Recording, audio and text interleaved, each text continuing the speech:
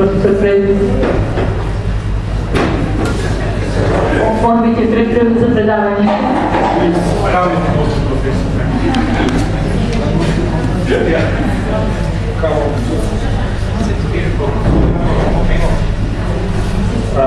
Dear Madam, dear auditorium, thank you very much for the intensive and very interesting presentation about autism. This is a very controversial field, you know. And to be very honest, we know that there is empirical evidence-based good data on ABA, but we also know that the cost ratio, cost efficiency ratio of these trainings are highly discussed. So as you say in the data, $150,000 for 3 years and 24 hours to 40 hours. So-called training program is a high challenge for all the systems.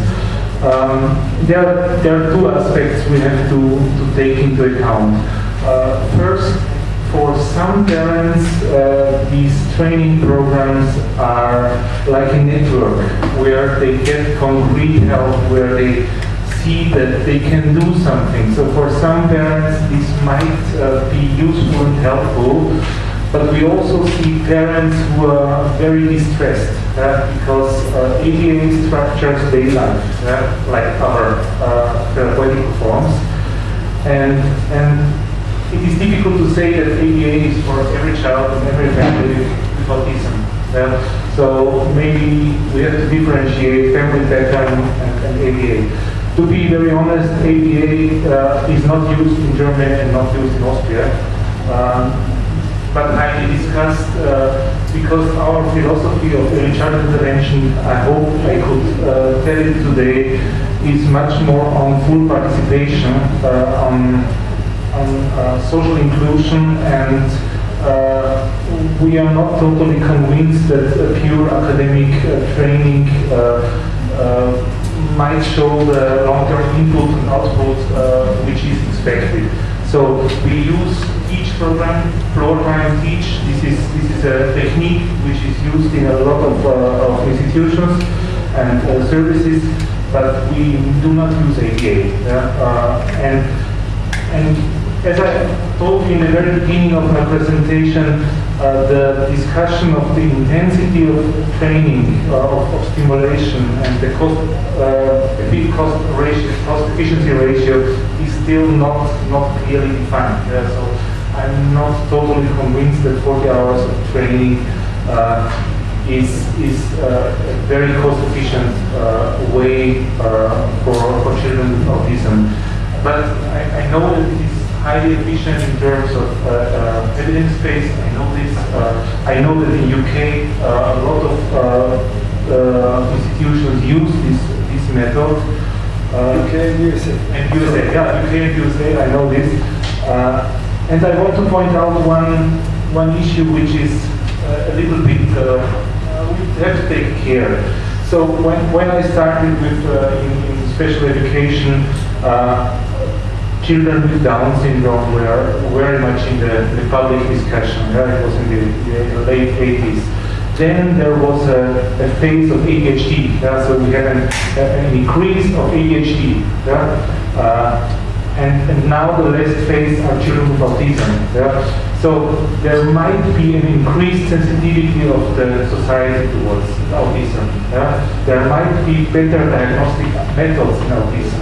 There might be some tendency that the prevalence of autism is increasing, but we are not sure. And we have to be a little bit careful that because training programs, all these things which are produced here in America, they are wonderful, but they are a big market. It's a big meat business.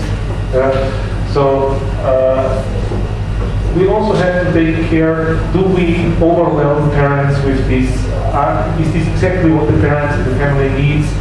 Because you might have seen some kind of polarity, some kind of tension, what we told you today about parents' involvement and what ABA is promoting. So this is a little bit a polarity, And I think the way is to combine these things, to use techniques from behavioral therapy. They are useful, they are good, but also not to forget that we have families and we do not have here machines which just work on behavioral techniques. To be a little bit stressing. So it could be good to be critical and to talk to the families which kind of program, which kind of service they wish and what is good for the children. But it is an open field of discussion. I agree completely with you. It's a question for discussion and cost effective, especially for Macedonia, about ABBA is under the question because we are a pure country.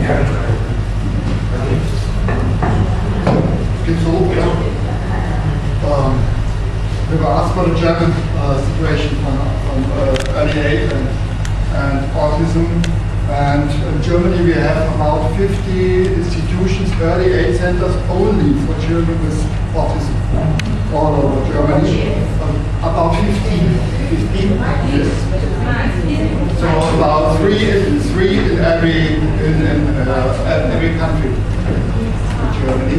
But most of them work homely, so they drive very far with families, sometimes 100 kilometers to one visit into the families. So they spend a lot of money to reach the family at home with a child from the institutions.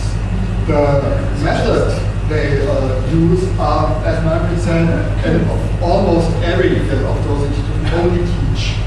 And the discussion we had about ABBA, and there's a difference between the Anglo-Saxon countries, the UK and the United States, who see it in a different way than countries like Germany, France, or other Middle European countries. And it's almost a philosophical question which is behind it. And it's not only the question of how much therapy can make parents or the professional with a child, but also what is the worth of the outcome of the success as we have been introduced, and what kind of we can the professionals say what's the use of our therapy. We can train people in almost any kind if we make enough training with them. But do we want that? Do we want from the children as a success if they can sit, if they can adopt on that society when they're trained enough and are happy with it? And what's the problem of autism? And the direction and the discussion is not finished yet. Maybe sometimes we find a point in the middle. But until now it's a kind of polarization that the German system and French system and other systems are trying more to change the environment for children with autism. To give them an environment they can get along even with their peers. And they can come into sight, learn slow steps to go into water, to other in very slow steps, but not to make so much training with them. So we have that's a very short word. We cannot discuss all of it. It is for me very difficult in English. But so you get an introduction of different ways of thinking about a diagnosis, which is probably the most difficult diagnosis we have in early intervention at all. People, parents living with a child with autism, or kindergartens with children with autism is almost the hardest work for professionals and families during the all-day life, getting through the whole day with those children. It's very difficult. I guess that's what we do in Green. Similar situation here. Tam sú posledníci na insuficientná rana intervencija i diagnoza, to što ja sam rekla insuficientna intervencija ta rana. Pozdravljam seminarot i organizator. Nikomu nešto da se nešto zapoznati da su pre vas da predstavite osobovitvjetnog vlasnika.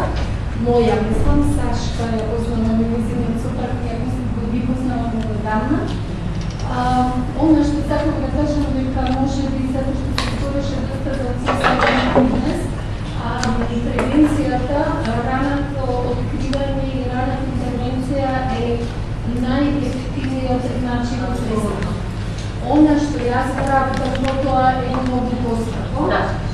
Значи, секако дека не може не тоа да Македонија, веројатно во целиот свет не функционира на 100% превенцијата и раната интервенција, има работа сигурно и за третман и за намалување на штети после тоа, значи другите да го справат. Пошто мојот коментар го затече за крај, сакав на предавањето на професорката од психологија само да дадам од педагогија да дадам нешто што ми беше доста значајно и впечатливо. Приказот на случај каде што родителите во негираат болеста на децата, тоа е нешто што е за очекување. Нереално очекување да родителите прифатат дека нивното дете има аутизам. Значи, нереално очекување од мултидисциплинарните тимови да чекаат да тоа родителите сами го прифатат.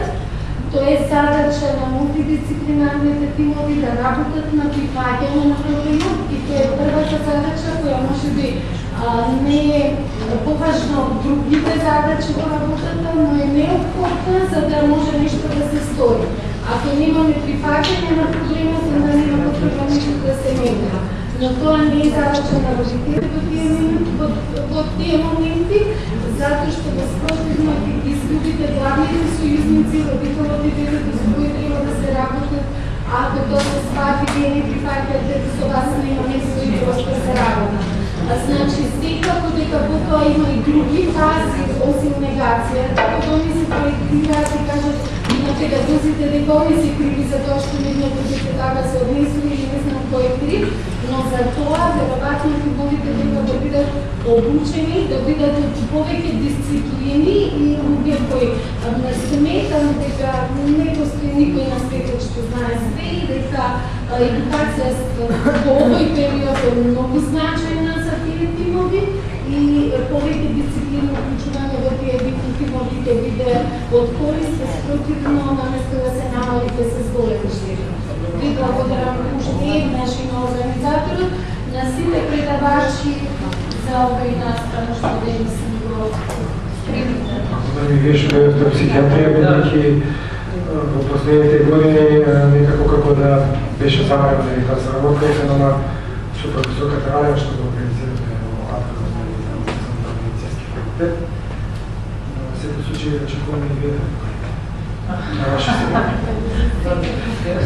Благодарам за ова што го кажате. Очигледно дека нашите тимови немаат капацитет како што треба. Значи, очигледно дека немаме ни тимови мултифункционални како што треба во градинките.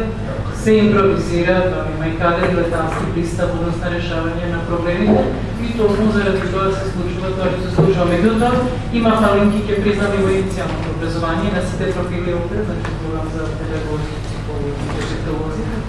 И се работи за тоа. Има и чекори, се разбира, дека треба уште многу време да биде онака како што ние сакаме да биде идеално, никогаш не може да биде. Меѓутоа, во пракса очигледно дека да се очекува родителите да прифатат, се очекува, а за поддршката на родителите никој не рече. Барем во градинката, па и не знам како да го помогнат за да полесно го прифати тоа и понатаму што велите, ништо не може да ви успее во раниот детски развој ако родителот не е сојузник. Нити една програма не може да ви успее, нити некоја интервенција за која што зборуваме, нити било што е површено со детето. Благодарам многу на прашување, сосема оправо се да. Има други прашања? Знам дека сме измогли да справим сили, меѓутоа треба се го споменат врска со салата, што денеска моето прашање, мислиме дека интервенцијата ни е путка, кои деца што патни во многу да ги валјат по посебна ученица, дето со аутизам.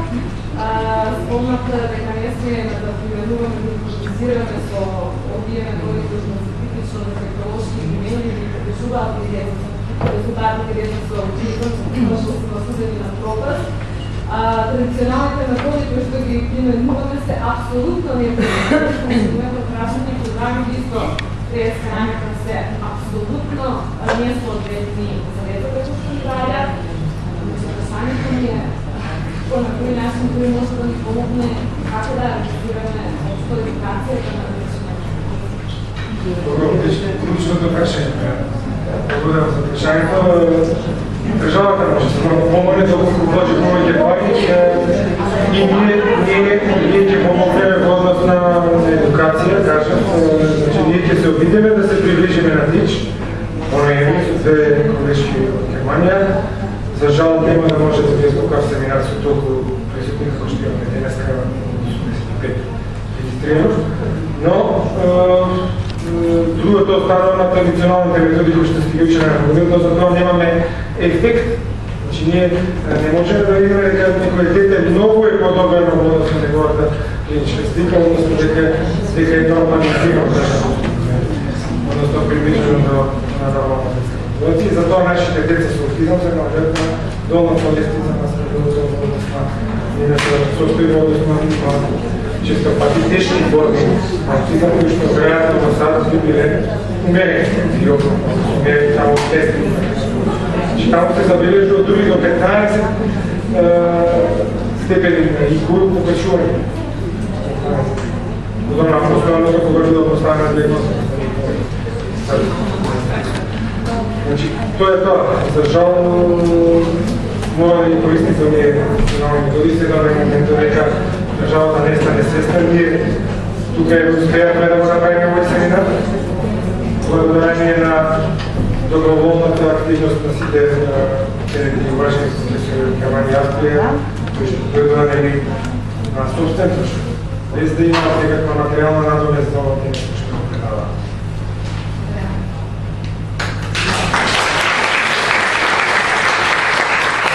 Само е кој да дадат одговор кој што го очекувате.